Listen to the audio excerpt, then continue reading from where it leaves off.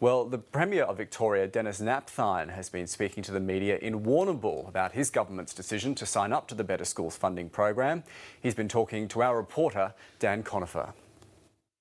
Premier, what does this deal mean for Victorian students? This is a great deal for Victorian students. This means the Victorian students will have an extra $12.2 billion to spend on education, on top of the record level of funding in our last state budget for primary and secondary school education. So improvement in the basics, broader curriculum and better educational outcomes. It seemed only days ago that talks had broken down. The Federal Education Minister came out yesterday. In that light, why did you sign? You've got to have tough negotiations. We're tough negotiators in Victoria. We want the best deal for Victoria. We were absolutely determined to get the best deal financially, but also to protect the management of our local schools. So this deal includes a commitment from the federal government to amend the Education Act. That was a hard deal to achieve, but those amendments will guarantee that the state will control education in Victoria through local principals and local school councils. That was fundamental to us signing up to this very good funding deal. Would you say the federal government's made quite a big compromise on that front? I think there's been compromises all round, and that's what comes from good, hard negotiation. But as Premier of this state, it's my job to fight and get the best deal for Victoria. And we've fought that fight and we've delivered a really, really positive outcome for Victoria, both financially and to retain local autonomy for local schools. You've got that local autonomy. You've also got $12.2 billion in extra funding above 2013 levels. Has Victoria been given a special deal? Victoria's been given a good deal. It's a great deal for Victorian education, a great deal for Victorian families. I make no bones about the fact as Premier of the state, I'll fight for the best deal for Victoria, and we have delivered an outstanding deal for Victoria. Given this whole Gonski reform was about fairness and equity, could other states be crying foul?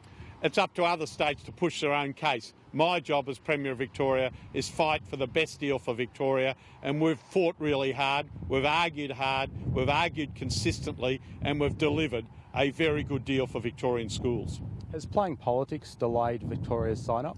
It certainly hasn't been about playing politics. It's been about fighting for the best deal for Victorian schools, fighting for the best financial outcome, and we've delivered that with $12.2 billion of extra funding for Victorian schools, but also fighting for a fundamental principle of local control of local schools by principals and school councils. That's been fundamental, that's what we've fought for, and that's what we've delivered. Did the opposition leader Tony Abbott's announcement midweek that he would support the Gonski reforms more than he would have in the past, did that in any way influence the timing or your decision-making at all? It had no influence on our negotiations with the current federal government, but we do welcome Tony Abbott and the Coalition's decision, because this means this very good deal for Victorian schools will be delivered irrespective of who wins the federal election. So I welcome the commitment from Tony Abbott to honour the agreements that have been signed with regard to future education funding, and also his commitment to change the Education Act so that we can deliver local management of local schools. These are important principles that are important to Victorians, important to the coalition government in Victoria, and that's what we fought for and that's what we've delivered. Bill Shorten, speaking earlier this morning, said that around 80% of Australian students are now signed up to the Gonski plan. Have you given federal Labor a free kick ahead of the election? What I've done is fought for and got the best deal for Victoria. That's what I am about as Premier of Victoria, and I'll continue to put Victoria first and politics second, third and fourth. How much pressure was placed upon you by the federal government to sign up quickly?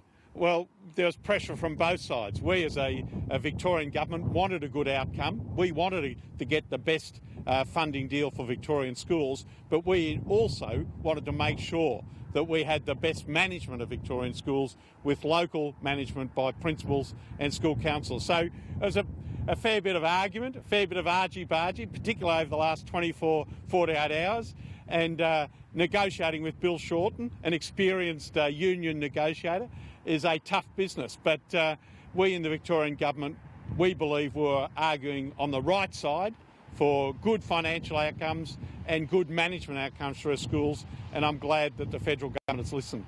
How clearly did Mr Shorten and Kevin Rudd make it to you that Victoria needed to hurry up? There was always pressure on to get a result as quickly as possible, but we were standing out for what was a good result. So we were always arguing not about the time, but about getting the right result, and that's what we're on about. Did you get the impression at all that the federal election date may be why the federal government wanted to speed up these negotiations? I can't comment on the federal election date. That's up to the Prime Minister. All I could say in terms of Did you get the feeling, though? All I can say in terms of that, we need the election as soon as possible. We're sick of the uncertainty. It's hurting jobs, hurting the economy. So let's get the election on. Let's give people a say about who governs Australia into the future. That's the Victorian Premier Denis Napthine speaking to our reporter in Warrnambool. Well.